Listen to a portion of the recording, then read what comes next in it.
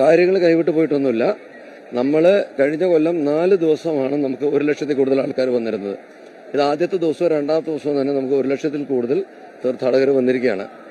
ഒന്നാമത്തെ ദിവസം വൈകുന്നേരം മാത്രം കഴിഞ്ഞ കൊല്ലം 29,000 പേര് വന്നെടുത്ത് ഇക്കൊല്ലം 55,000 പേരാണ് ദർശനത്തിന് വന്നത്.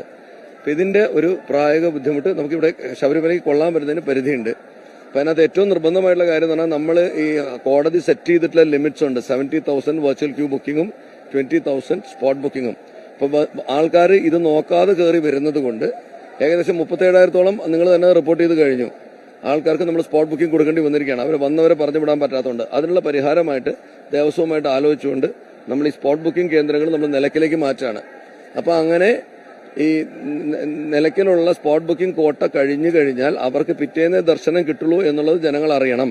അവർ അന്നന്ന് തന്നെ ദർശനം വേണം എന്ന് നിർബന്ധം പിടിക്കും. കാരണം നമുക്കിവിടെ ഹോൾഡിംഗ് കപ്പാസിറ്റിക്ക് ഒരു ലിമിറ്റ് ഉണ്ട്. ശബരിമല ഒരു കാനന പ്രദേശം ആയതുകൊണ്ട് അവിടെ ഹോൾഡ് ചെയ്യാൻ പറ്റുന്ന ആൾക്കാരുടെ മാക്സിമത്തിൽ കവിഞ്ഞ ആൾക്കാർ വന്നു കഴിഞ്ഞാൽ ഇവിടെ ബുദ്ധിമുട്ടുണ്ടാവുമെന്ന് ആൾക്കാർ മനസ്സിലാക്കിയിട്ട് ഈ വെർച്വൽ ക്യൂ പാസ് വഴി തന്നെ അവരെടുത്ത ദിവസം പലരും ഇപ്പോൾ ചെയ്യുന്ന വേറൊരു കാര്യം എന്ന് പറഞ്ഞാൽ ഒരു ദിവസത്തേക്ക് വെർച്വൽ ക്യൂ എടുക്കുക, എന്നിട്ട് വേറൊരു ദിവസം വന്ന് കയറുക.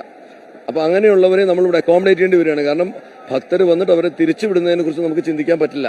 അത് ഭക്തർക്കും വിഷമമാണ്, നമുക്കും വിഷമമാണ്.